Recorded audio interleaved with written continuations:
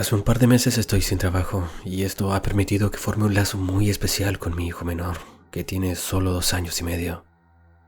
Su madre, mi actual pareja, trabaja fuera de la ciudad bajo sistema de turnos, 7x7 específicamente, por lo que he tenido que acostumbrarme a que mi día gire en torno a mi pequeño hijo. Mamaderas, almuerzos y cambios de pañales ya forman parte de nuestra rutina diaria. Esa noche llegó la hora de prepararlo para dormir. Le cambié sus pañales, le di su leche y en pocos minutos se quedó totalmente dormido. Vivimos en departamento y cada noche después de que mi hijo se duerme, dedico unos minutos para ordenar todos sus juguetes y el departamento en general, y cuando termino de hacerlo, siempre me fumo un cigarrillo de tabaco en el balcón. Mi hijo está en una edad en donde todavía no aprende bien a comunicarse ni a pedir las cosas que necesita, por lo que cuando quiere algo y no sabe cómo pedirlo, se frustra y reacciona gritando y tirando todos sus juguetes al suelo. Es algo que con su madre estamos trabajando para manejar, enseñándole poco a poco algunas palabras para que pueda darnos a entender qué es lo que necesita y así poder ayudarlo. Recuerdo que estaba disfrutando de mi cigarrillo en el balcón y a la vez revisando redes sociales en mi celular cuando escucho a mi hijo en el living. Se había levantado y estaba llorando descontrolado, gritando y tirando todos sus juguetes al suelo. Las cortinas del ventanal que da al balcón estaban cerradas y no podía ver hacia adentro, solo podía escucharlo. Dejé el cigarro a medias y entré rápidamente para calmarlo y volverlo a acostar, pero cuando entré, para mi sorpresa, todo estaba ordenado tal cual lo había dejado unos minutos antes y mi hijo no estaba en el living. Fui rápidamente a su pieza y ahí estaba, durmiendo plácidamente. Esto ocurrió a principios de la década de los 90 en la ciudad de Puebla. En esos años estaba de moda una serie de televisión sobre un extraterrestre llamado Alf, que era de color café y tenía una trompa de oso hormiguero o algo parecido. Cuando todo esto ocurrió yo iba a la universidad, mientras mi hermana aún estaba en la escuela. Ella era la menor de nuestra familia, así que siempre la consentíamos. Para su cumpleaños mi hermana quería un peluche de Alf, así que decidí regalárselo, pero a pesar de que recorrí varias tiendas de la ciudad no podía encontrarlo. Estaba a punto de darme por vencido hasta que llegué a la tienda de moda ubicada en Plaza Dorada y ahí encontré el peluche. Era el único que quedaba y parecía como si estuviera esperando a que lo llevara a mi casa. En el momento en el que vi el peluche, supe que mi hermana estaría feliz con él. Estaba muy bien hecho, era muy parecido al de la serie. Cuando llegué a casa partimos la torta, cantamos el cumpleaños feliz y cuando mi hermana abrió su regalo, sus ojos se iluminaron y desde ese momento fue su peluche inseparable. Lo llevaba a todos lados e incluso dormía con él. Como mi hermana era la única mujer de 4 hermanos, su habitación era solo para ella. Era una pieza bastante grande en la que había 2 camas individuales, una cajonera, un closet de pared a pared y aún así sobraba espacio. Pasaron los días y mi hermana comenzó a tener muchas pesadillas durante las noches. También nos decía que su peluche extrañamente desaparecía, o que ella lo dejaba en un lugar y luego aparecía en otro, pero por ser una niña de 11 años no le tomábamos importancia a lo que nos estaba diciendo. Más o menos en la misma fecha en que mi hermana empezó a tener pesadillas todas las noches, también nos dijo que veía a un ser pequeño que salía y entraba de su closet, y esto le causaba tanto miedo que decidió cambiarse de habitación. Así que mi hermano mayor y yo comenzamos a dormir en la que antes era su pieza. Con mi hermano mayor, como universitarios que éramos, casi todos los días de semana solo llegábamos a dormir, y la verdad es que nunca vimos nada extraño, pero mi hermana seguía quejándose sobre su peluche.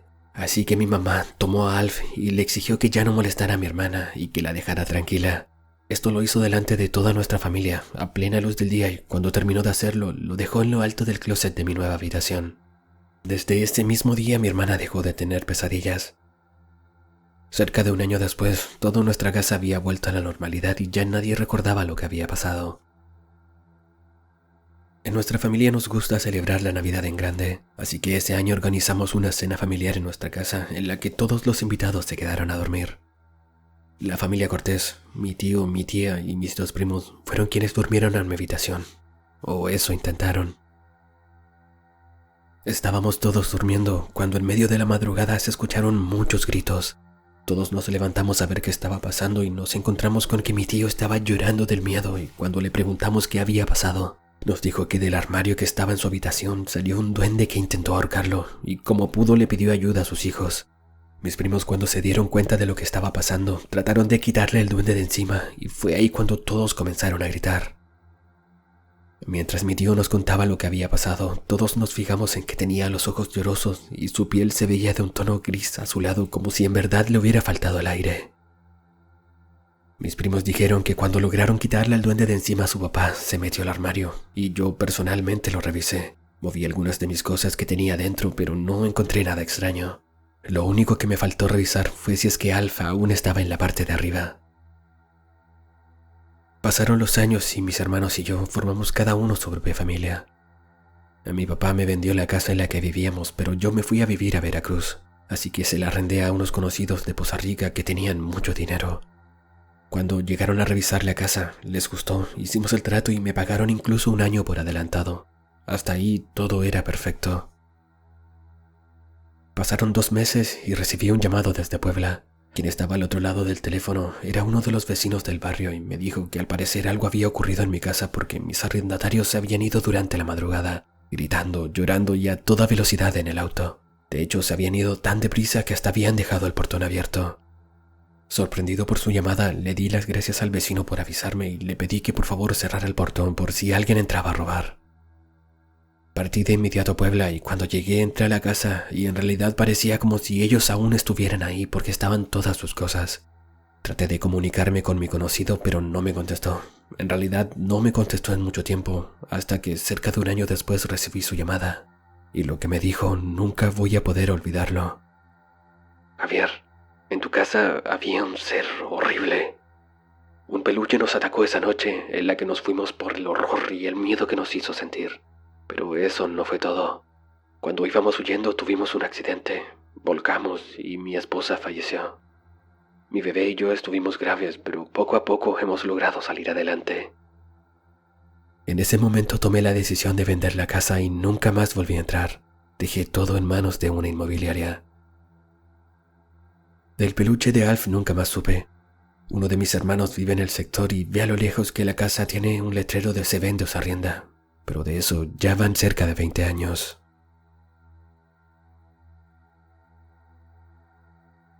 Llevo aproximadamente 2 años trabajando en aplicaciones de transporte y nunca he sido un hombre miedoso. Tengo 37 años y he visto en Uber una fuente de ingresos que algunas veces anda bien, pero también hay días malos, como aquel en el que me sucedió esta historia. Recuerdo haber trabajado todo el día solo quemando combustible. Me había ido realmente mal. Decidí que ya había sido todo por el día y cuando iba llegando a casa, en Paine Centro, cerca de la 1 de la madrugada, me aparece una carrera en la aplicación desde Valdivia de Paine a Santiago. Era un viaje largo, así que acepté casi por obligación de mi billetera más que nada, pero al rato me arrepentí y la cancelé. A los segundos me vuelve a aparecer la misma carrera y también la acepté. Esta vez el pasajero me escribió un mensaje para avisarme que el viaje era para sus tías, que se les había hecho tarde y ya no había otra locomoción para que se fueran a su casa. La verdad es que dudé mucho en ir a buscarlas. Lo primero que se me vino a la mente fue que podían asaltarme, aunque la calificación del pasajero era la correcta. Ese viaje por lo menos saldría unos 28,000 pesos y de vuelta igual podría ser algo más, así que decidí aceptar y comencé a ir hacia el lugar, pero con cada kilómetro que me acercaba al destino, algo en mi interior me decía que no estaba bien lo que estaba haciendo. Llegué a Valdivia de Paine por la calle del consultorio y desde ahí hacia adentro era donde debía recoger a los pasajeros. Seguí manejando y cuando finalmente llegué al lugar me encontré con que había un velorio. Estaba ahí esperando cuando del velorio sale un caballero y se acerca a darme las gracias por haber aceptado el viaje porque muchos otros conductores lo habían rechazado. Ahí me di cuenta de que este caballero era el que había pedido el Uber para sus tías y yo le dije que no se preocupara, que de alguna forma era mi deber llevarlas y era obvio, no lo iba a hacer gratis. Y mientras estábamos hablando, vi que 3 señoras de edad se retiraron del velorio y comenzaron a acercarse a mi auto. Se despidieron de su sobrino y comenzamos el viaje a Santiago. Como chofer de Uber muchas veces te encuentras con pasajeros que solo saludan y se despiden, no hablan nada durante el camino. Como también hay algunos que te hablan de cualquier tema con tal de pasar el rato, pero como mis pasajeras venían de un velorio, la conversación durante el viaje fue muy distinta.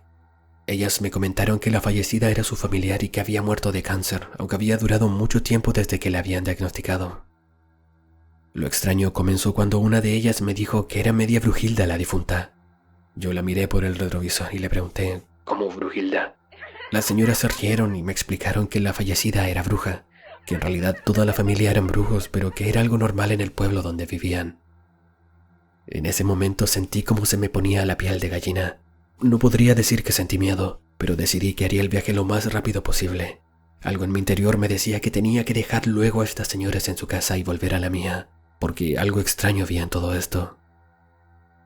Durante el resto del viaje las señoras me siguieron contando los detalles de la difunta y los trabajos que ella hacía, y que también muchas personas de todos lados la visitaban para verse la suerte con ella.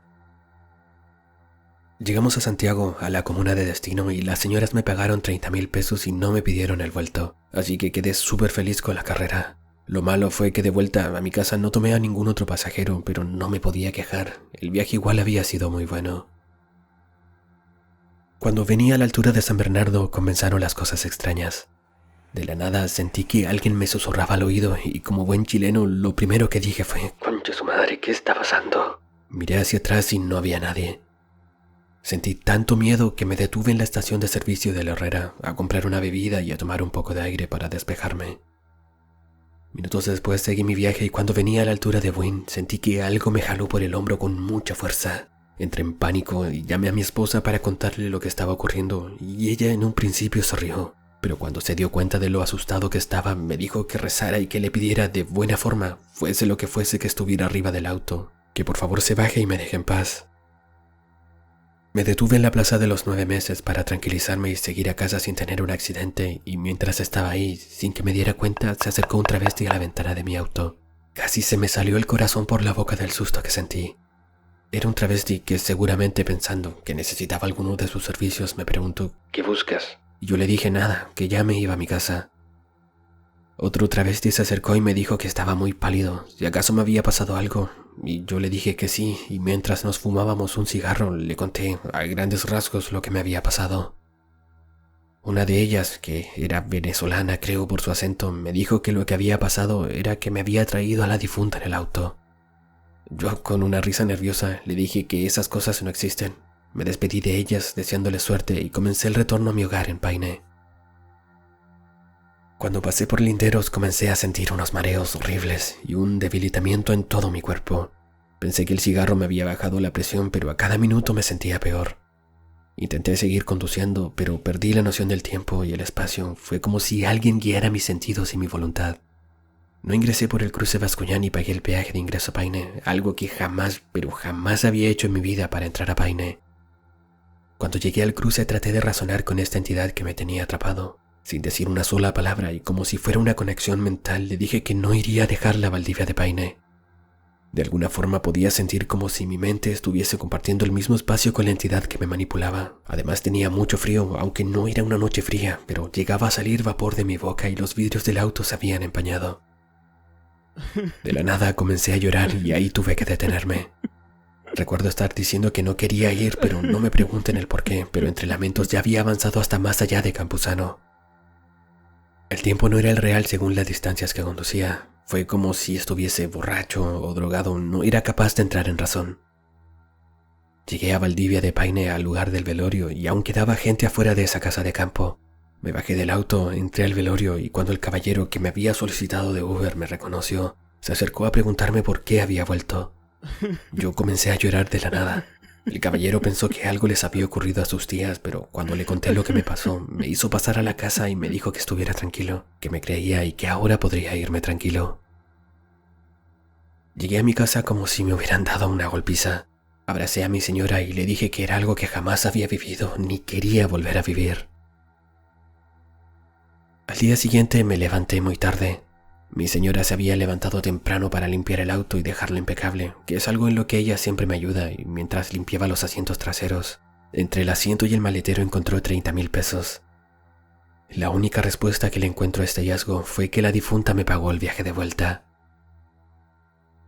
Sé que muchos se burlarán de esto, pero no es hasta que te ocurre cuando dejas de reírte de lo que existe, pero no comprendes.